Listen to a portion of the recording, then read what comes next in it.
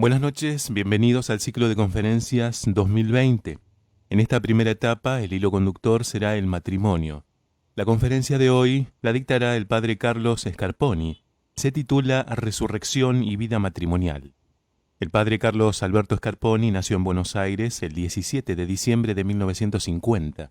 Fue ordenado sacerdote el 25 de noviembre de 1978 para la Arquidiócesis de Buenos Aires. Cursó sus estudios filosóficos y teológicos en la Facultad de Teología de la UCA y es licenciado en Teología con especialización en Moral por la Pontificia Universidad Gregoriana, Roma. Realizó estudios en el Instituto Juan Pablo II sobre matrimonio y familia de la Universidad Lateranense de Roma. En 1995 se doctoró en la Universidad Católica Argentina con especialización en Moral en la Facultad de Teología de la UCA. Auditor ordinario por la Congregación para la Causa de los Santos, profesor de Ética, Filosofía y Teología Moral desde 1984 de la Facultad de Teología de la UCA. Fue profesor de Teología Moral en los seminarios de las diócesis de Mercedes, de Morón, de La Plata y el Instituto para el Matrimonio y la Familia de la Facultad de Teología de la UCA.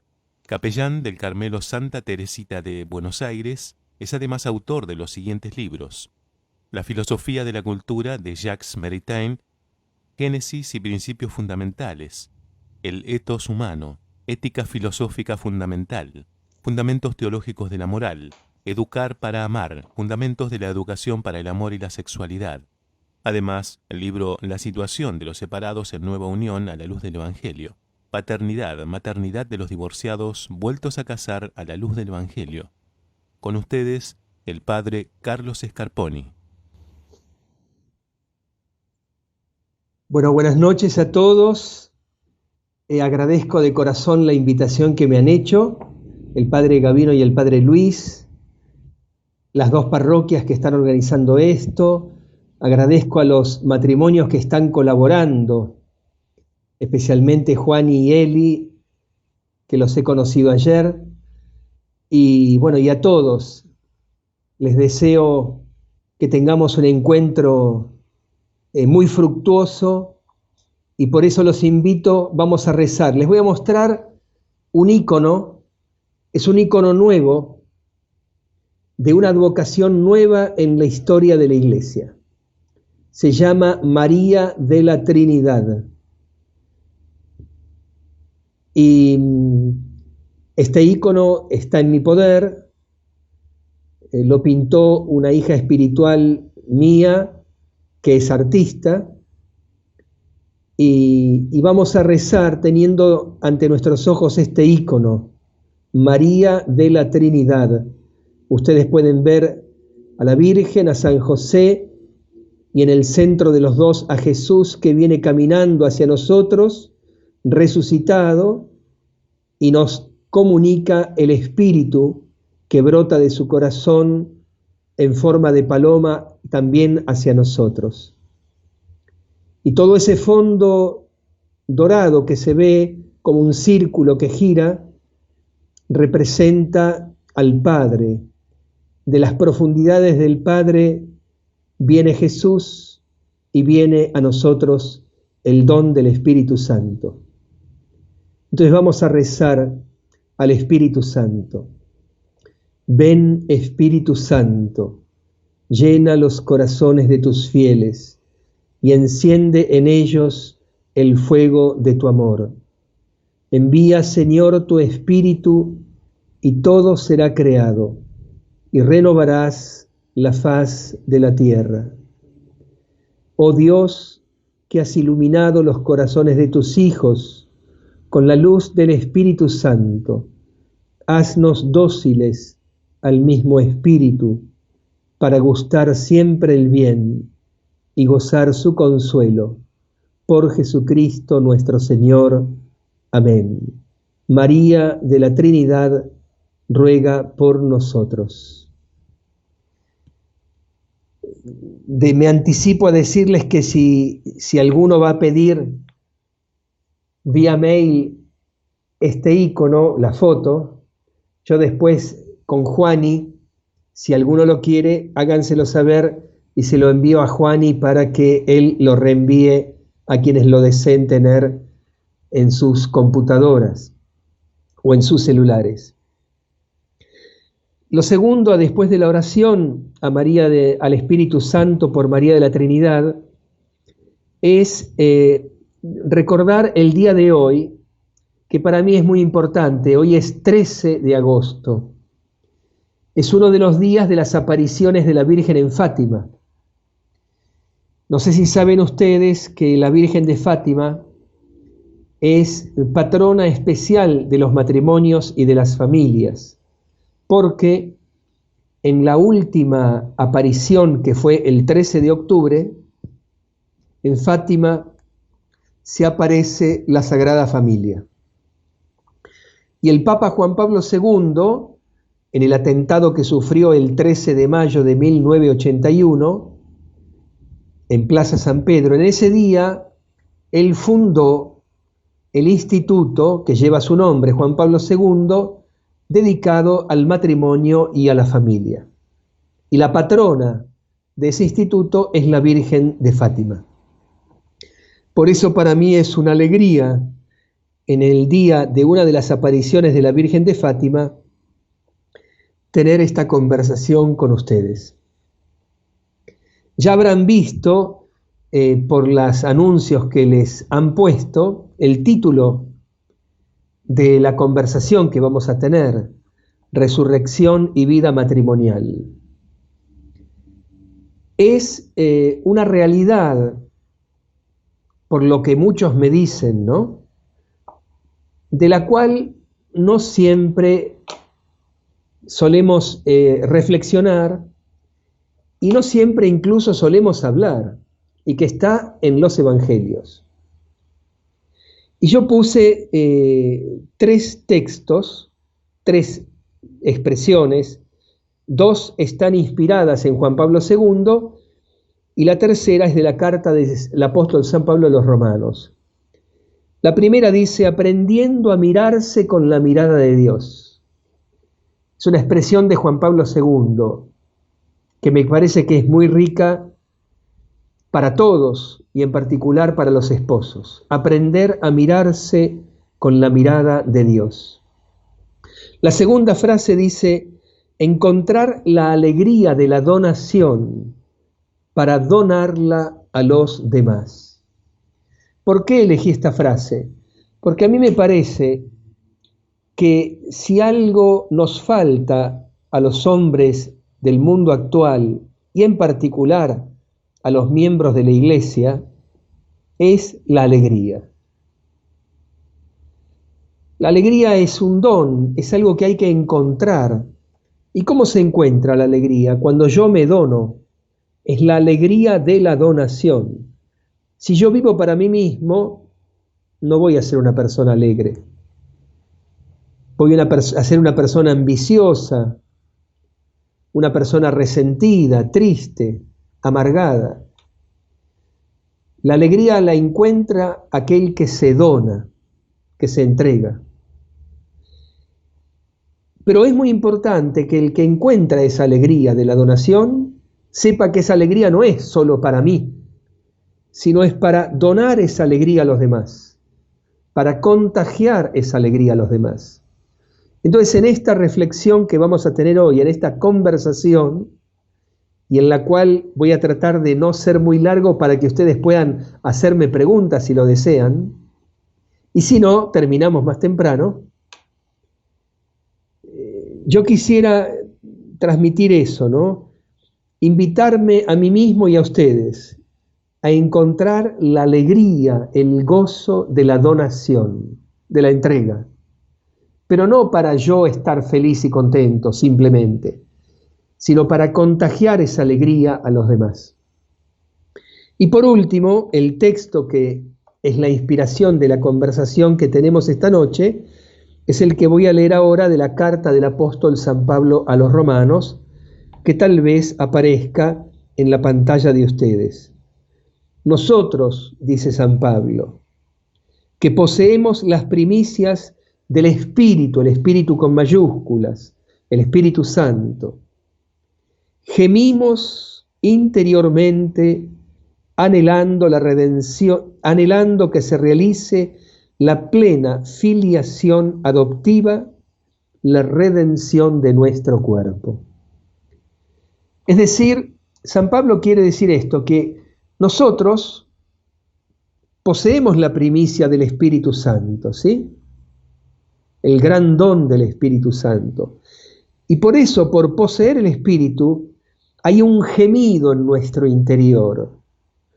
Un gemido que nos hace anhelar, desear, esperar que se realice la plena filiación adoptiva, es decir, la plena condición de hijos de Dios. ¿Y en qué consiste esa plena condición de hijos de Dios? Consiste en la redención de nuestro cuerpo. Y por eso, para hablar de la redención de nuestro cuerpo, es importante que hablemos de la resurrección.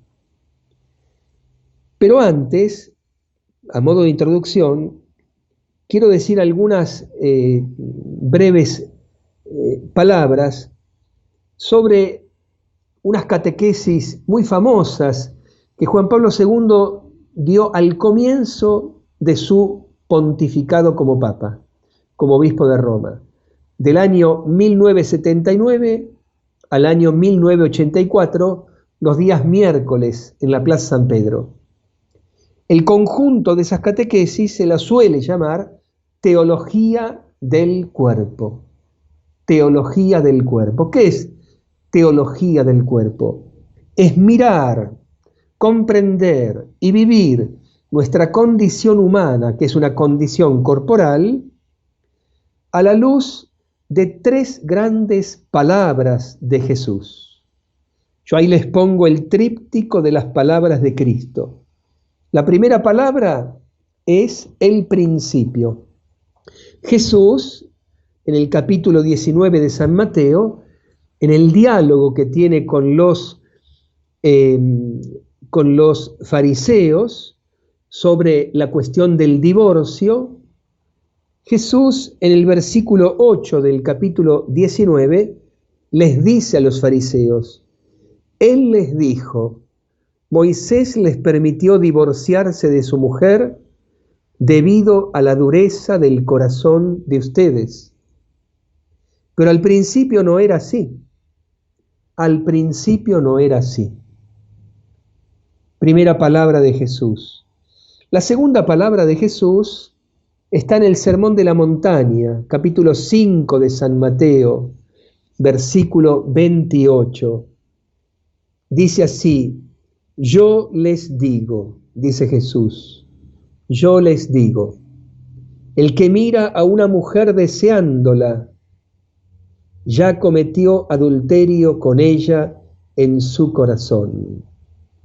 Yo les puse la palabra concupiscencia.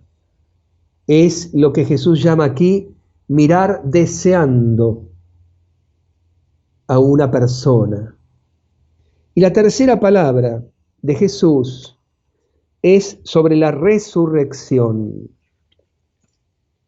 Jesús, en el capítulo 22 del Evangelio de San Mateo, está dialogando con un grupo de judíos que se llaman los saduceos. Los saduceos, a diferencia de los fariseos, niegan la resurrección de los muertos. Y entonces en el versículo 30 del capítulo 22 de San Mateo, Jesús les dice, en la resurrección ni los hombres ni las mujeres se casarán, sino que todos serán como ángeles en el cielo.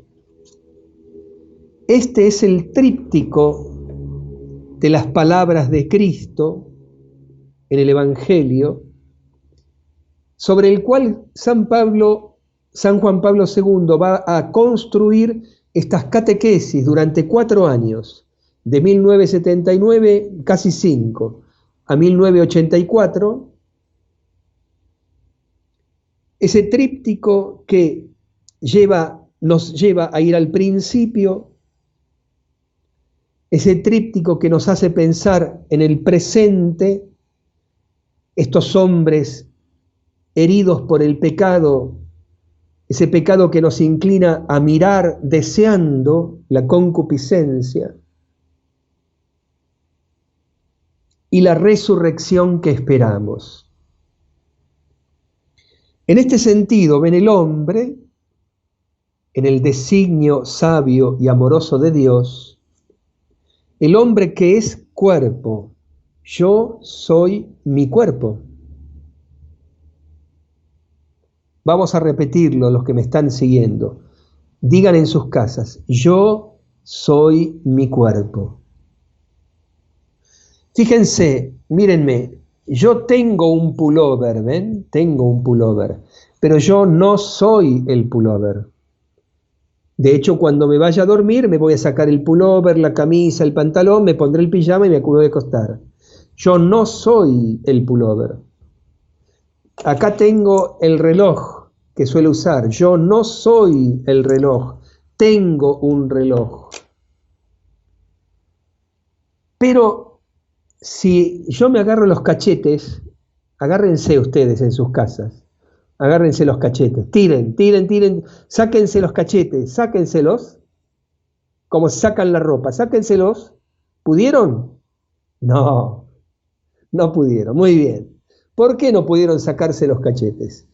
Porque yo soy mi cuerpo. No es que tengo cachetes, como tengo un pullover, una camisa, un pantalón, una pollera, un reloj. Yo soy mi cuerpo. Somos nuestro cuerpo. Dios nos ha pensado y querido así. Y entonces, ¿qué significa que el hombre es su cuerpo? Que el hombre es varón o mujer. Es varón o mujer. Los dos somos personas. Los dos somos imagen y semejanza de Dios. Pero no somos idénticos. Somos diferentes. Varón, mujer. Varón, mujer. ¿Y qué puso Dios en esa creación del hombre que es cuerpo como varón y como mujer? Puso un llamado a la comunión. Un llamado a la comunión. Dejará a su padre y a su madre, se unirá a su mujer y se harán una sola carne.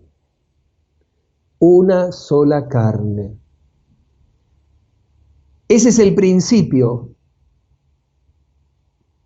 Ese es el principio al cual se refiere Jesús.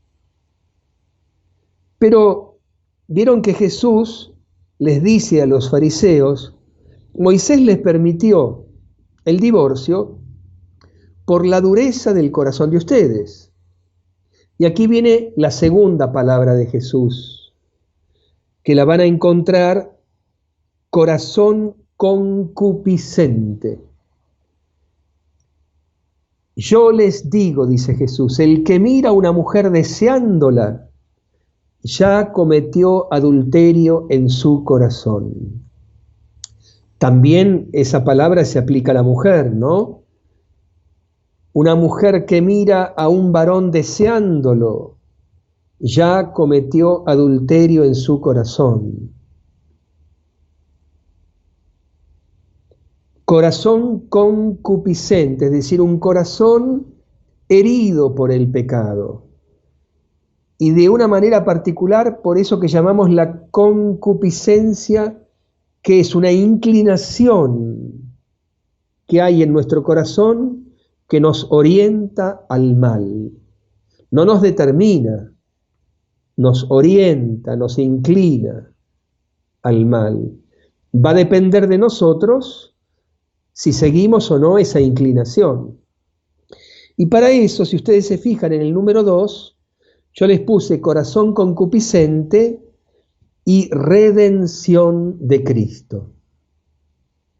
Y redención de Cristo. Entonces el principio, la creación. Dios hace al ser humano cuerpo, varón y mujer, a su imagen y semejanza, llamados a la comunión. Pero ese hombre concreto, histórico, que existe en la realidad, ya no es el que salió de las manos de Dios. Es al cual nosotros le incorporamos nuestro pecado, corazón concupiscente. Pero Dios nos redime en Jesús. Es decir, Dios nos da la posibilidad de tener un corazón puro, la pureza de corazón. Lo que les puse en la primera frase al comienzo, ¿no? Aprendiendo a mirarse con la mirada de Dios, no con la mirada de un corazón que desea, concupiscente. Tercera afirmación del hombre que es cuerpo. Precisamente porque yo soy mi cuerpo, porque somos nuestro cuerpo, tenemos una esperanza enorme, la esperanza de la resurrección de nuestro cuerpo, de que vamos a resucitar los que somos ahora, así como somos ahora, pero vamos a resucitar a una vida nueva, a una vida gloriosa. Hacia eso marchamos, hacia eso nos encaminamos. Entonces, una vez que les presento brevemente, ¿no? Imagínense ustedes que fueron casi 5 años los días miércoles de un ciclo de catequesis, que son 2 volúmenes, están publicadas aquí en la Argentina, en Editorial Ágape. Teología del Cuerpo, ustedes lo piden, Editorial Ágape, San Juan Pablo II, son 2 volúmenes. Si lo pueden, se los recomiendo que lo consigan. Imagínense que son casi 5 años de dar catequesis el Papa, ¿no? Hubo una interrupción por el atentado, en el año 81. Fueron muchos meses en que el Papa, por el atentado que sufrió en la Plaza San Pedro y todo lo que eso trajo implicado, obviamente él no pudo continuar durante muchos meses ese ciclo hasta que después lo retomó. Nos vamos a concentrar entonces en esa palabra de San Pablo, capítulo 8, versículo 23, de la carta a los romanos. Gemimos interiormente, anhelando que se realice la plena filiación adoptiva, la redención de nuestro cuerpo. Eso es lo que el Espíritu Santo nos hace anhelar, la redención del cuerpo. Eso es lo que esperamos, la redención del cuerpo. Pero es muy interesante descubrir que eso que esperamos, la redención del cuerpo, ya se ha realizado en Jesús. Porque el Jesús en el cual nosotros estamos llamados a creer, yo aquí, como no los conozco y no los veo, puedo suponer que haya más de uno que no cree en Jesús. Bueno, Dios, el Padre, nos llama a creer en su Hijo Jesús. La fe que estamos llamados a tener en Jesús es en el Hijo de Dios eterno, Dios con el Padre, pero que se ha hecho hombre, se ha hecho carne. Por eso Jesús de Nazaret es verdadero hombre. Y Él es el que realiza la redención de nuestro cuerpo en su propia humanidad, a través de su muerte en la cruz, de su sepultura y de su gloriosa resurrección de entre los muertos. su muerte en la cruz, su sepultura, su gloriosa resurrección de entre los muertos. Ahí se ha realizado la redención de nuestro cuerpo, en Jesús. Es decir, que ya en Él la redención de nuestro cuerpo ya está realizada, en Él. Pero, respecto de nosotros los seres humanos, esa redención que ya está realizada en Jesús, muerto y resucitado, la redención de nuestro cuerpo, es decir, la redención del ser humano integralmente considerado, su corazón y su cuerpo, todo el hombre, eso que ya se ha realizado en Jesús, se proyecta a su definitivo cumplimiento escatológico. Uy, padre, qué palabra rara que usó, escatológico. La palabra escatológico significa las realidades últimas y definitivas, que ya no hay que esperar más nada. Últimas y definitivas. Entonces, esa redención de nuestro cuerpo, que ya se ha realizado en Jesús muerto y resucitado, se proyecta a su cumplimiento escatológico, definitivo, al cual estamos llamados a participar definitivamente como hijos de Dios. Nosotros, si soy hijo de Dios, porque el texto de San Pablo, lo vuelvo a leer, el Espíritu hace que gemir en nuestro interior, anhelando que se realice la plena filiación adoptiva, ¿ven? La plena condición de hijos de Dios, la redención de nuestro cuerpo. Entonces, si somos hijos de Dios de verdad, estamos llamados a hacerlo en plenitud, dice San Pablo. Y eso lo anhelamos, lo deseamos. Llegar a ser hijos de Dios en plenitud es llegar a tener en nosotros la redención de nuestro cuerpo, así como se ha verificado en Jesús de Nazaret. Y eso implica toda nuestra vida en este mundo. Ay, tengo que decirles algo que no es ni siquiera agradable para mí. Toda nuestra vida en este mundo, incluyendo el momento más importante y solemne de nuestra vida, nuestra propia muerte.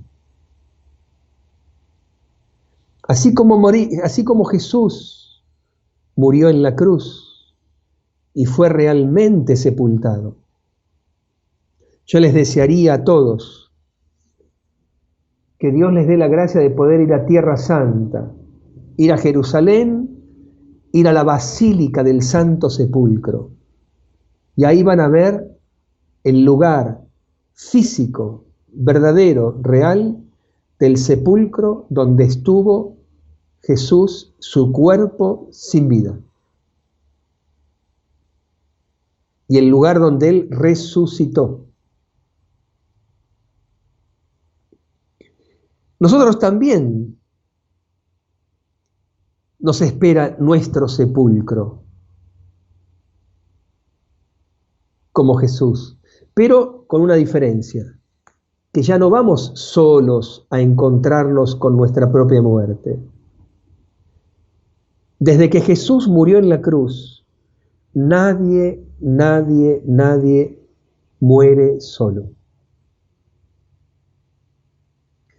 Si ustedes tienen un ser querido difunto, yo los más queridos son mis dos padres y una tía que acaba de morir, que fue como una segunda madre para mí, mi madrina de bautismo y con la cual también me crié. Nadie muere solo. Mi tía lamentablemente, familiarmente murió solo porque estaba en una residencia y con la cuarentena ni sus hijas, ni yo, ni nadie podía verla. Algo tremendo, ¿no?, que estamos viviendo ahora en la cuarentena. Si ustedes me permiten, con todo respeto, ¿no?, algo que a mí personalmente, esto es una opinión personal, me parece muy inhumano. Pero tómenlo como una simple opinión muy personal. Pero yo sé que nadie muere solo, porque Jesús está a su lado, en ese momento que es el más solemne, el más grande, el más importante de la vida de todos nosotros. Nadie muere solo. Jesús nos acompaña, está con nosotros. Él nos ayuda a vivir ese momento. Él nos ayuda a ir de este mundo con Él al Padre. Nadie muere solo.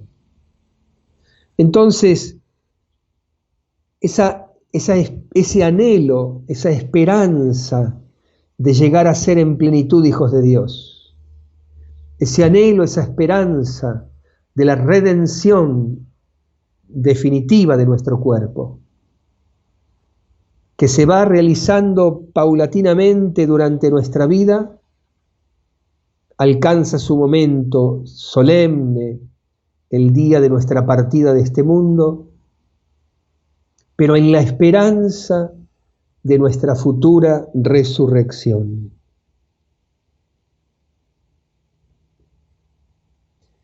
Entonces, no sé si soy claro, ¿no? Primero, la teología del cuerpo, ¿no? El principio, el hombre es su cuerpo, varón y mujer a imagen y semejanza de Dios, llamados a la comunión. Pero tenemos nuestro corazón herido por el pecado.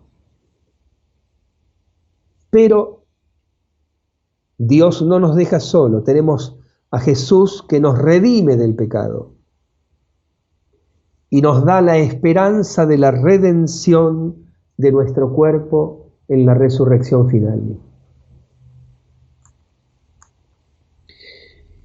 Si hasta aquí he logrado ser claro, digamos, para ustedes, vamos entonces a ir al tercer punto de nuestra conversación, que es la esperanza de la resurrección. Tenemos que tener la esperanza de la resurrección. La resurrección ya se ha dado definitivamente y plenamente en Jesús de Nazaret. Y eso es la garantía de nuestra feliz resurrección. Y por eso la resurrección es nuestra esperanza. Pero, ¿qué es la resurrección? Porque no tenemos experiencia. Nunca vimos un muerto resucitado. Conocemos personas que han sido reanimadas por la medicina, por la intervención médica, pero eso no es la resurrección. La resurrección de Jesús de Nazaret es una transformación de todo el hombre en su alma y en su cuerpo a la vida plenamente divina, sin dejar de ser hombre. Es decir, una vida que no es como la que tenemos totalmente en este mundo. La resurrección de Jesús, ¿qué nos testimonia? Nos testimonia que el cuerpo y el alma constituye la unidad integrada de cada ser humano. ¿Se acuerdan lo que les dije del principio? El hombre es su cuerpo, nos tiramos los cachetes, yo soy mi cuerpo. El testimonio más grande que existe de que yo soy mi cuerpo, de la unidad e integridad de cada ser humano en su alma y en su cuerpo, unidad e integridad de cada ser humano en su alma y en su cuerpo, el testimonio más grande es la resurrección de Jesús.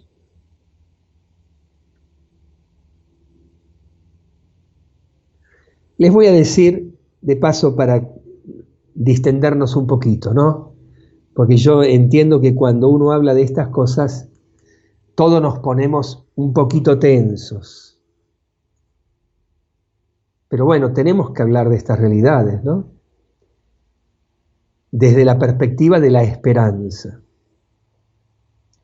No del optimismo, Porque una persona optimista, el optimismo y el pesimismo es algo psicológico, algo del temperamento.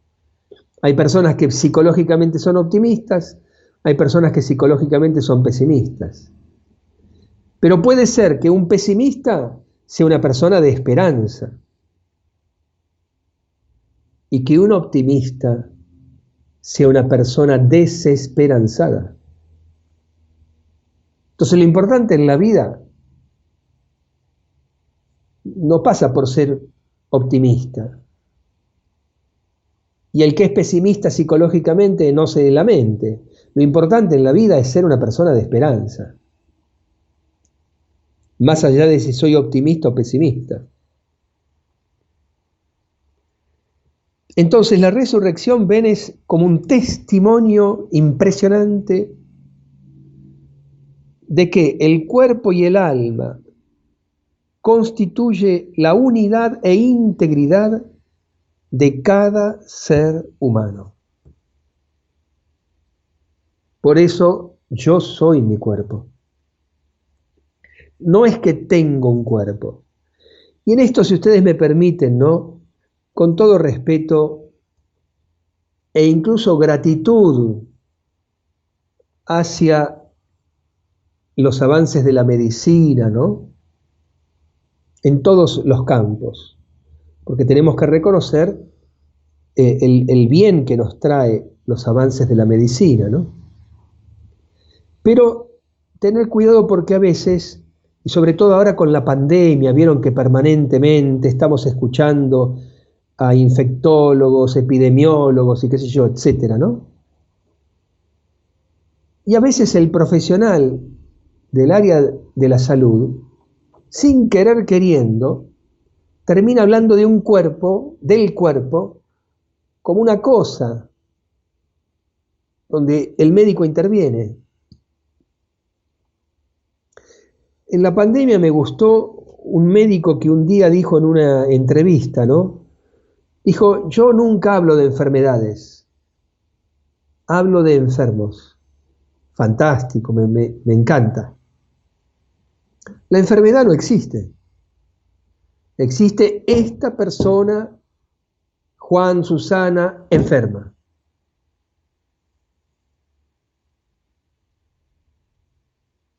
Entonces, tener cuidado de no disociarnos, ¿no? No disociarnos.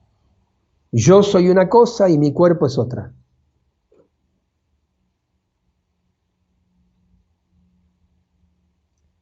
Entonces, la resurrección que esperamos es el estado del hombre definitiva y perfectamente integrado, donde ya no vamos a experimentar eso que a veces nos pasa, de una cierta desintegración entre nuestro corazón y nuestro cuerpo, entre yo y mi alma y yo y mi cuerpo.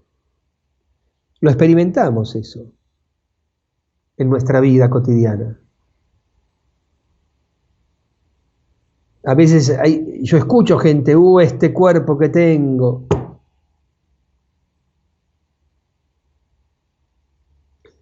Entonces, ven, la resurrección es el estado del hombre definitiva y perfectamente integrado para toda la eternidad. Es decir, ya, ¿por qué para toda la eternidad? Porque la muerte ha sido vencida. En mí, en ustedes. Porque Jesús venció la muerte para siempre. La muerte, todos le tenemos miedo a la muerte. Es normal tenerle miedo a la muerte, pero la muerte está vencida. Jesús derrotó a la muerte, nos liberó del poder de la muerte. Y entonces la resurrección es objeto de nuestra esperanza. Una persona de esperanza tiene que estar lo más convencida posible en su interior, en su corazón, de que Jesús venció definitivamente a la muerte y que Él nos promete con total certeza la resurrección para toda la eternidad, para siempre. Y entonces acá la esperanza es como una moneda con dos caras, ¿sí? Imagínense una moneda, aunque ahora vieron que las monedas no se usan mucho porque lamentablemente han perdido mucho valor, pero bueno, imagínense una moneda, tiene dos caras, ¿no? Una cara de la esperanza es una sola cosa, una sola realidad, pero tiene dos caras. La primera cara es lo que yo llamo la esperanza escatológica. A lo mejor ya lo tienen ahí en su pantalla, ¿no? La esperanza escatológica. ¿Y la esperanza escatológica a qué se refiere? A la victoria total, completa y definitiva sobre la muerte por la resurrección. Y entonces aquí yo quisiera decirles tres cosas que sí, valen para todos los seres humanos, pero que se las voy a decir aplicada, referida a los novios, a los esposos, a los padres de familia. La primera es de la primera carta a los Corintios de San Pablo, capítulo 13, versículo 8. Ustedes la conocen este texto porque es el famoso himno al amor, el himno a la caridad. Pero yo expresión que está antes de ese himno. Y Pablo dice, el amor no pasará jamás. Lo invito a todos en sus casas a repetir, el amor no pasará jamás. Y ahora repitan los que están casados o los que están de novios, nuestro amor no pasará jamás. Lo repetimos una vez más, nuestro amor conyugal, esponsal, no pasará jamás. Qué maravilla. Y eso es por la resurrección que esperamos. No pasará jamás. Un poquito más adelante voy a hablar de la viudez. Yo sé que a la gente casada a veces no le gusta mucho ni pensar ni hablar de la viudez. Pero bueno, por si no lo sabían, cuando uno se casa para la viudez. Pero con la esperanza de que nuestro amor no pasará jamás. Lo segundo que quiero decirles es una frase de San Juan Pablo II unida a un texto del Evangelio de San Lucas que tal vez lo tengan ahí en su pantalla. Dice la frase de San Juan Pablo II: los esposos plenamente espiritualizados y divinizados en su unidad psicosomática alcanzarán la plenitud de su comunión en el amor conyugal. La leo de nuevo y la explicamos brevemente. Los esposos, plenamente espiritualizados y divinizados en su unidad psicosomática, psico, alma, soma, cuerpo, alcanzarán la plenitud de su comunión en el amor conyugal. Y dice Jesús en el Evangelio de San Lucas, respecto de los esposos: ya no pueden morir, porque son semejantes a los ángeles, y al ser hijos de la resurrección, son hijos de Dios. Es algo parecido lo que dice San Lucas a lo de San Pablo en la carta a los Romanos. Anhelamos que se realice la plena filiación adoptiva. Jesús dice que los resucitados son hijos de Dios. Esto quiere decir, ven, que en la resurrección el varón seguirá siendo varón y la mujer seguirá siendo mujer, pero con una corporeidad plenamente espiritualizada y divinizada, de tal manera que la comunión en el amor conyugal que se vivió en este mundo va a alcanzar una plenitud y una eternidad inimaginables, maravillosa, para siempre. ¿Ven? ¿Por qué el amor conyugal que se vive en este mundo está llamado a ser para siempre? Porque es lo que nos espera en la resurrección final, por toda la eternidad. Lo de aquí en la tierra son unos años. Dios les concedió a mis padres vivir 65 años de vida matrimonial, juntos. El primero que partió fue mi papá. 65 años. ¿Qué son 65 años comparados con toda la eternidad? Nada.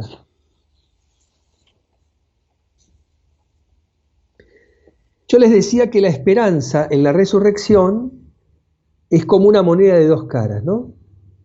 Recién les mostré una cara, la esperanza escatológica de la resurrección.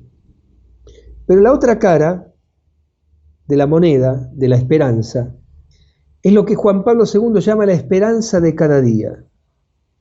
Si la esperanza escatológica es la victoria sobre la muerte, la esperanza de cada día que estamos llamados a vivir aquí en la tierra es la victoria sobre el pecado. Es la victoria sobre el pecado. Padre, pero usted nos pide algo muy difícil, imposible. Claro, pero no es imposible para Dios. Jesús no solo nos libera del pecado, de la muerte, Jesús nos libera del pecado. Él, a ver, ¿por qué se creen ustedes que padeció y murió en la cruz? ¿Porque no tenía nada que hacer?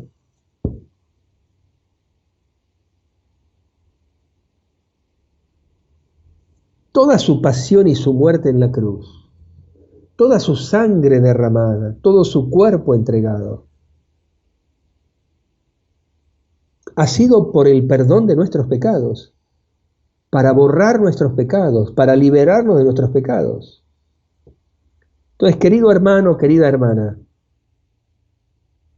la esperanza de cada día es la victoria sobre el pecado, pero no yo solo, no vos solo, no vos sola. sino con Jesús. Con Jesús. ¿Y cómo es ese camino aquí en la tierra? Tal vez ustedes ya lo tengan en la pantalla. San Pablo en la carta a los Romanos, en el capítulo 12, versículo 21, dice: vencer el mal con el bien. El camino en esta vida no es muy complicado. Nosotros somos complicados, pero el camino de Dios es muy simple: vencer el mal con el bien. Y para vencer el mal con el bien, tenemos que tomar de la redención del cuerpo de Jesús, muerto y resucitado, la inspiración y la fuerza para superar el mal con el bien. Él nos va como a inspirar y a fortalecer para que podamos vencer el mal con el bien y superemos la concupiscencia. Porque yo no juzgo a nadie, no conozco a nadie, gracias a Dios, pero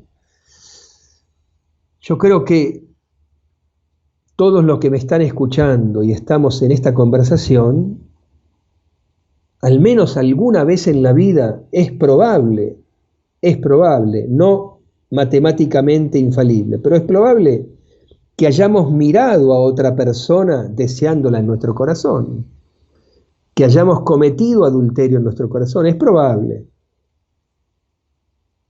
Entonces, ven, tenemos que como extraer la redención de Jesús. Es como una usina de bien, produce bien, y tenemos que ir a tomar el bien ahí. Y con ese bien que tomamos de Jesús, vamos a poder superar el mal con el bien, el mal de la concupiscencia en nuestro corazón. ¿Y hacia dónde vamos? Hacia el camino que nos conduce a la pureza del corazón. Jesús dice en las bienaventuranzas: bienaventurados los puros de corazón, ellos verán a Dios. El camino es ir hacia la pureza del corazón. ¿Para qué?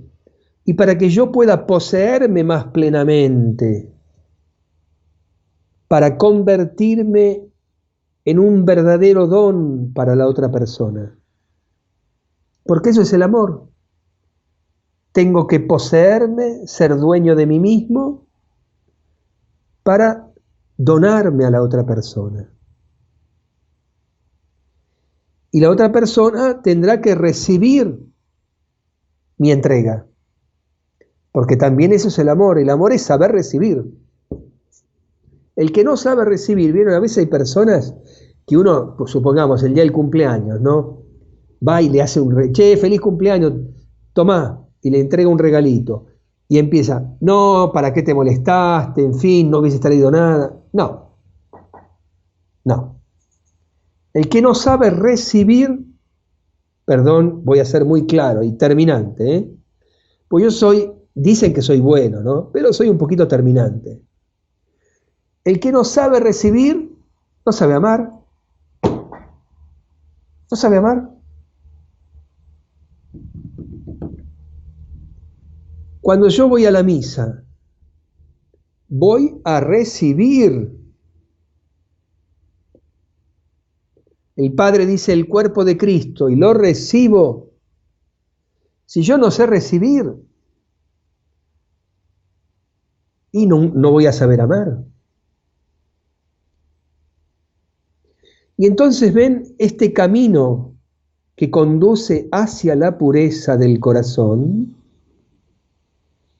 es el camino para aprender día a día a mirarse con la mirada de Dios. A mirarse con la mirada de Dios. Que él la mire a su esposa con la mirada de Dios. Que ella lo mire a su esposo con la mirada de Dios. él mire a otras mujeres que no son su esposa con la mirada de Dios, que ella mire a otros varones que no son su esposo con la mirada de Dios.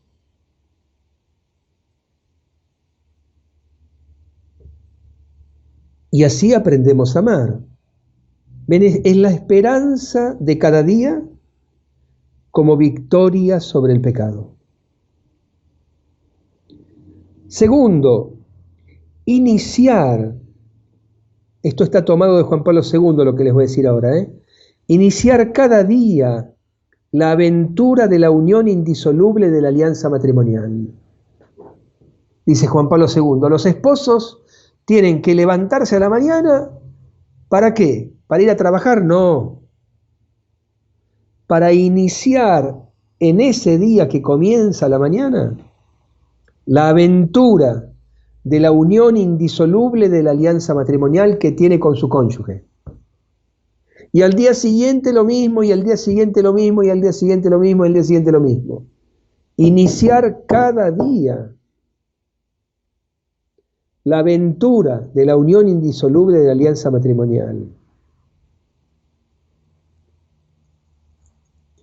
Esto obviamente, ¿qué implica? Implica cultivar diariamente el amor conyugal, ¿no? Una vez un matrimonio que viven en Posadas, en Misiones, allá en una repisa de mi casa tengo una foto con ellos, se llama Andrés él. Él me dice, mire padre, yo le digo a los jóvenes, porque ellos daban, no sé ahora, daban charlas prematrimoniales, yo le digo a los jóvenes que el amor es como una plantita, que hay que regarla todos los días para que esa plantita crezca. Me gustó tanto la imagen esa, que la repito para ustedes. El amor que se tiene, el amor conyugal, hay que cultivarlo todos los días. No sé si lo están haciendo.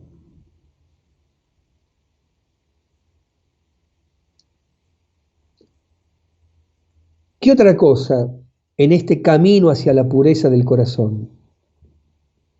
Saber que nuestras miserias, que nos van a acompañar toda la vida. Hay un dicho popular que dice genio y figura hasta la sepultura, ¿no?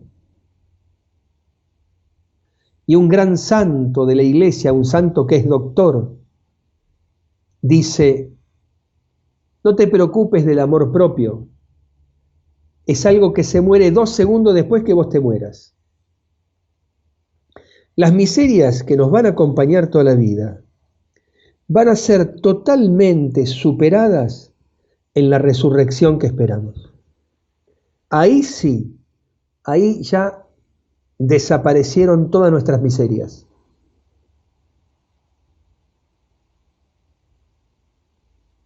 Y entonces vuelvo a retomar algo que les dije hace un ratito, ya para terminar, ¿no? Y si alguno quiere hacer algún comentario, dar una opinión, hacer una pregunta, lo hace. Quisiera hablarles un poquito, no mucho, sobre la viudez. A mí me preocupa porque en mi experiencia, yo voy a cumplir ahora en noviembre 42 años de ordenado sacerdote.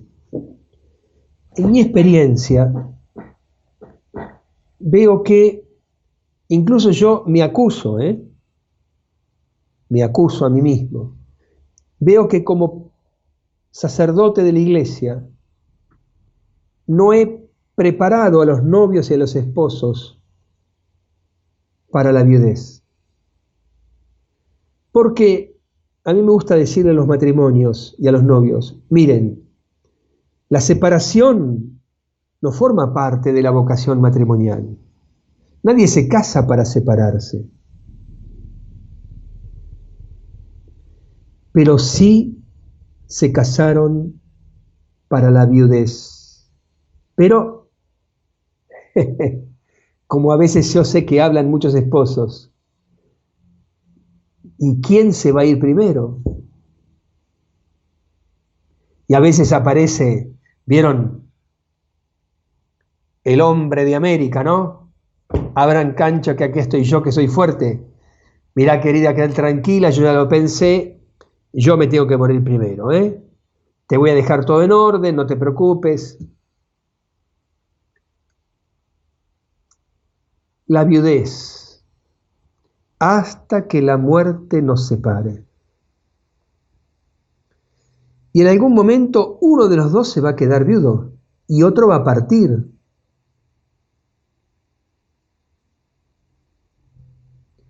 Y la viudez es algo tremendo, ¿eh?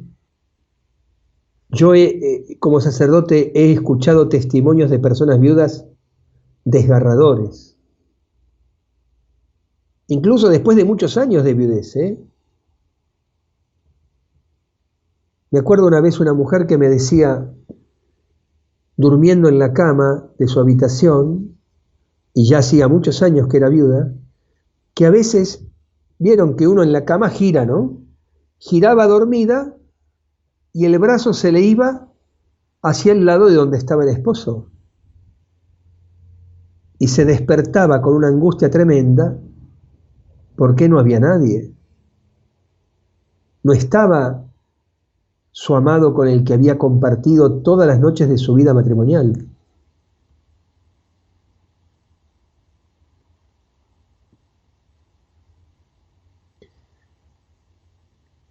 La viudez es un gran sufrimiento, pero yo lo llamo el sufrimiento del amor.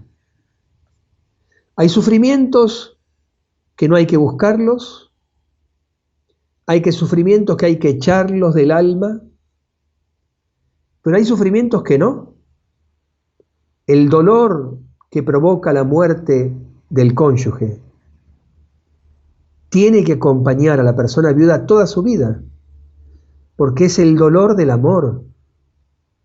Si yo pretendiera no tener dolor en mi corazón, tendría que dejar de amar a mi cónyuge, que partió de este mundo.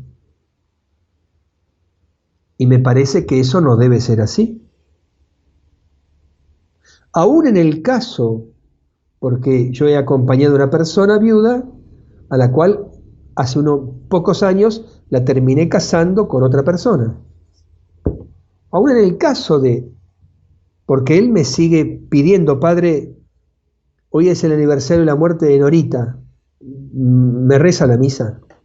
Padre, hoy es el cumpleaños de Norita, ¿me reza la misa? Y está casado con Graciela. Hoy.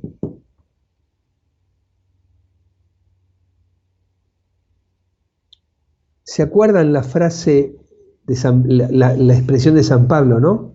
Que les leí hace un rato, el amor no pasará jamás.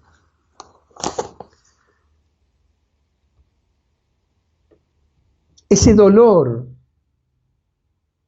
en el corazón, que a medida que pasa el tiempo es cada vez más profundo, es un dolor terapéutico, es un dolor que hace sentir a la persona viuda que está viva, porque brota del amor a su cónyuge. Y ese dolor purifica el corazón de la persona viuda. Y la persona viuda, si se pone en la escuela del dolor del amor, va a aprender a amar a su cónyuge que partió de este mundo con un amor más puro, más auténtico que el que le tuvo cuando estaba con él en la tierra o con ella en la tierra. Es así, ¿eh? No les estoy mintiendo. Y lo mismo pasa con la persona que se fue de este mundo. El que se fue de este mundo se está purificando, ¿no? Ahí hablamos del purgatorio, ¿no? Y todas las miserias que tenía aquí en la tierra desaparecen. Y el que partió de este mundo sigue amando a su cónyuge, pero con un amor de una pureza de una autenticidad, de una grandiosidad que no tuvo cuando estaba aquí en la tierra. Y por eso hay una comunión entre los dos, entre la persona viuda y el cónyuge fallecido. Hay una comunión de amor. Y por eso les quiero hablar, y esto es lo último, de la reconciliación post-mortem. Yo me he encontrado personas que después de un tiempo de que ha muerto su ser querido, vienen angustiados porque nunca les dijeron algo que tenían que decirle, nunca llegaron a reconciliarse plenamente por algo que pasó entre ellos. Y vienen con una angustia terrible porque piensan que se acabó, ya no, imposible reconciliarme, si se murió. Y una vez que la persona me vuelca su angustia, yo le digo, tranquilo, tranquila.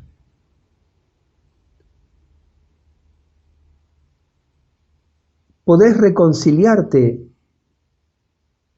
plenamente con tu ser querido difunto, con tu cónyuge difunto. Porque hay un libro en la Biblia que se llama El Cantar de los Cantares, ¿no? Y dice que el amor es más fuerte que la muerte. ¿Cómo Jesús venció a la muerte? Con el amor. Nos amó tanto, tanto, tanto, nos ama tanto, que entregó su vida en la cruz. Su muerte en la cruz no es algo mágico. Nos redime de la muerte y del pecado por la inmensidad infinita del amor de Jesús. Es el amor. El amor es más fuerte que la muerte. El amor traspasa las fronteras de la muerte. Y por eso nunca se olviden de eso que decimos en el credo los domingos.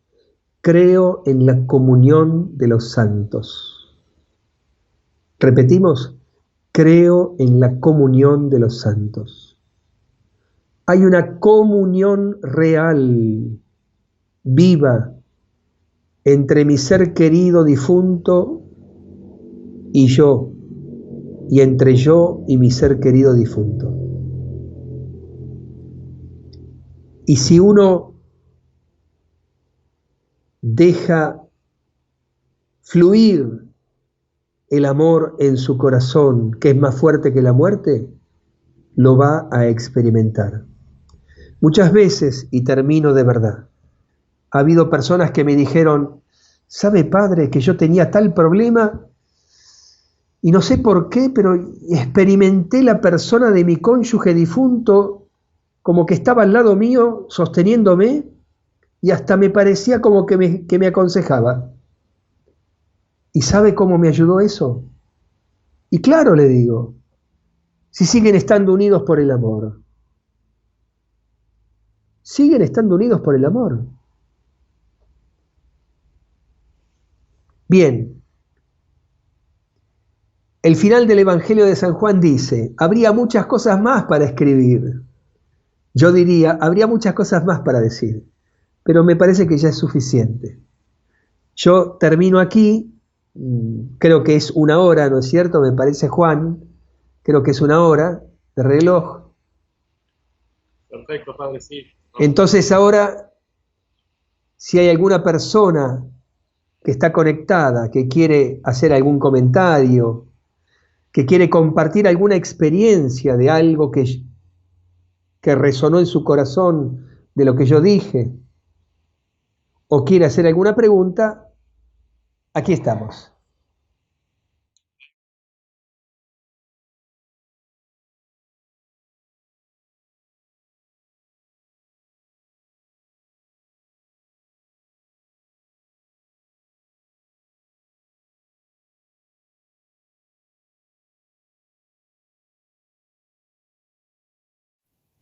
Muy bien, la pregunta que me hacen es si en la vida eterna, en la resurrección, los esposos van a seguir estando juntos y se van a reencontrar. Respuesta, absolutamente sí. Pensé que lo había dicho con bastante claridad. Lo voy a volver a repetir. Cuando hablé de la esperanza escatológica, leí dos textos, uno de San Juan Pablo II y otro de Jesús en el Evangelio de San Lucas. Los voy a volver a leer. No sé si Juan los podrá volver a poner en la pantalla. Los esposos, plenamente espiritualizados y divinizados en su unidad psicosomática, alcanzarán la plenitud de su comunión en el amor conyugal. San Juan Pablo II. Jesús en el Evangelio de San Lucas. Ya no pueden morir porque son semejantes a los ángeles y al ser hijos de la resurrección son hijos de Dios. Por lo tanto, en la resurrección final que nos espera, no solo se van a reencontrar, van a estar por toda la eternidad en una comunión de amor con una plenitud que no conocieron ni vivieron aquí en la tierra. Porque los dos van a estar plenamente en su alma y en su cuerpo divinizados. No es que dejamos de ser hombres, Mi alma y mi cuerpo, yo, todo yo, con mi alma y con mi cuerpo, plenamente divinizados. Y la comunión de amor conyugal va a alcanzar una plenitud para toda la eternidad inimaginable,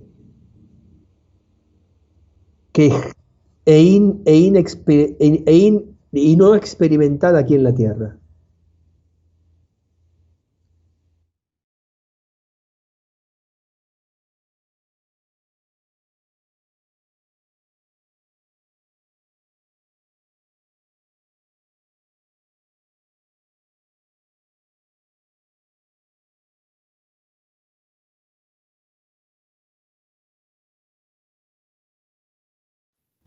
Bueno, me dicen que no hay más preguntas acá, Bueno, les agradezco por los saludos, por los agradecimientos por esta conversación que hemos tenido en este día 13 de agosto, en que recordamos una de las apariciones de la Virgen a los pastorcitos de Fátima.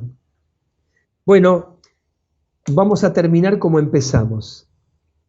Les muestro de nuevo el icono de María de la Trinidad. Juan, ¿me vas a decir si ahí se ve bien? Perfecto. ¿Hace falta que le ponga más luz? Bien. Entonces, los invito a rezar. Si en sus casas hay dos novios que están escuchándome o dos esposos que están juntos escuchándome, los invito a un gesto del lenguaje del cuerpo de comunión. Tomarse de la mano, un abrazo, reclinar la cabeza sobre el hombro, el que a ustedes más les guste. Y así en comunión esponsal me acompañan en la oración. Padre bueno y misericordioso, Padre infinitamente sabio, te damos gracias por habernos enviado a tu Hijo Jesús, esposo de la Iglesia. Te damos gracias por el don del Espíritu Santo que derrama en nuestros corazones tu amor.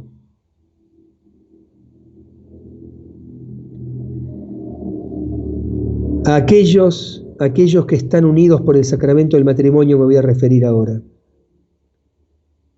Te damos gracias por haber consagrado nuestro amor, nuestra unión conyugal por el sacramento del matrimonio. Te damos gracias porque, gracias al sacramento del matrimonio, Jesús está presente entre nosotros dos, todos los días, y lo estará por toda la eternidad. Te damos gracias porque por medio del sacramento del matrimonio, el Espíritu Santo hace nuevas todas las cosas, hace nuevo nuestro amor conyugal. Te pedimos perdón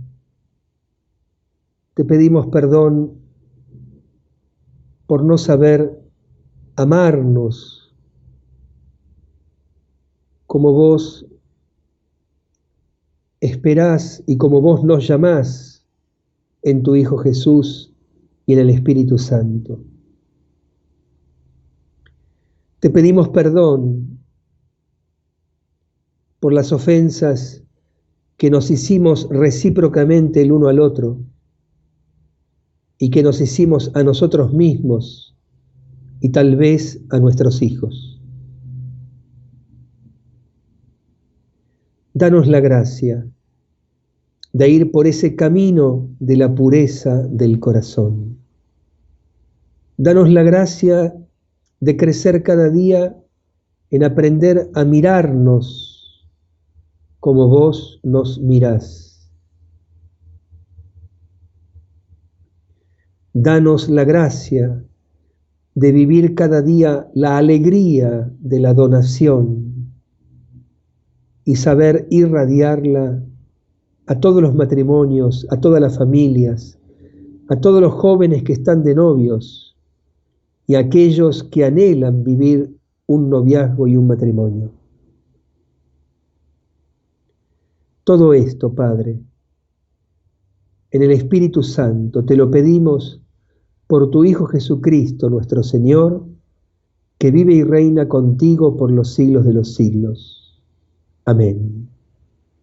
Sagrada Familia de Nazaret, ruega por nosotros. Sagrada Familia de Nazaret, ruega por todos los matrimonios y todas las familias. Sagrada Familia de Nazaret, ruega especialmente por las familias que están sufriendo, que están en conflicto, que están en crisis, que están padeciendo la falta de trabajo, que están padeciendo la falta de salud de alguno de sus miembros de la familia, o que están padeciendo la partida de un ser querido sin haberlos podido acompañar en esta situación de cuarentena. Que la bendición de Dios Todopoderoso, Padre, Hijo y Espíritu Santo, descienda sobre ustedes y los acompañe siempre. Muchas gracias de nuevo, gracias al querido Padre Luis, al querido Padre Gavino, a Juani, a Eli y a todas las personas que han organizado esto y a todos los que han tenido la paciencia de estar escuchándome durante un poquito más de una hora. Gracias. Dios los bendiga. Voy a rezar por todos ustedes.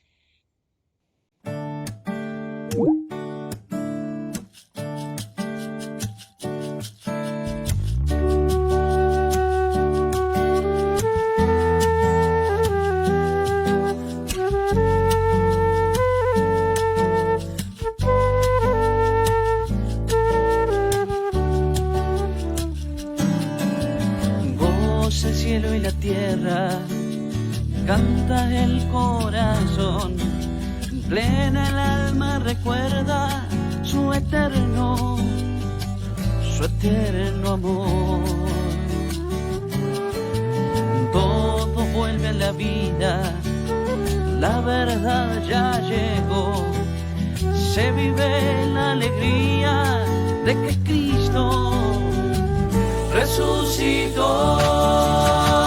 Cristo ya venció, los ángeles cantan, Cristo ya venció, nosotros también, Cristo ya venció, levántate hermano, sigámoslo a Él. Cristo Cristo ya venció, los ángeles cantan, Cristo ya venció, nosotros también, Cristo ya venció, levántate hermano, sigámoslo a Él.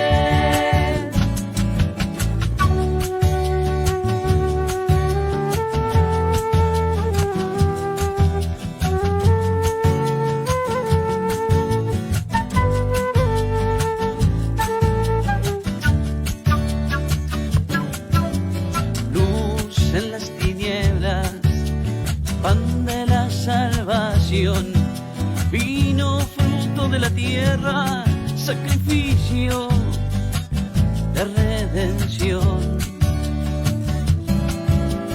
Muerte que hizo a la vida, heridas que Él cerró, penas hoy son alegría, alegría de liberación.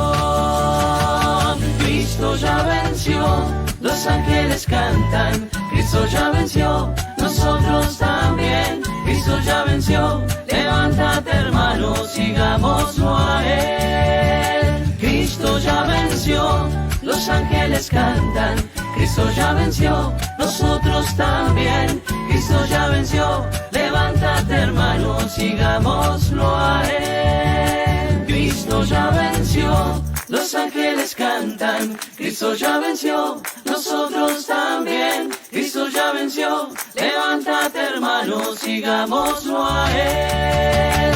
Cristo ya venció, los ángeles cantan, Cristo ya venció, nosotros también, Cristo ya venció, levántate hermano, sigámoslo a Él. Cristo ya venció, los ángeles cantan, Cristo ya venció, nosotros también, Cristo ya venció, levántate hermano, sigámoslo a Él.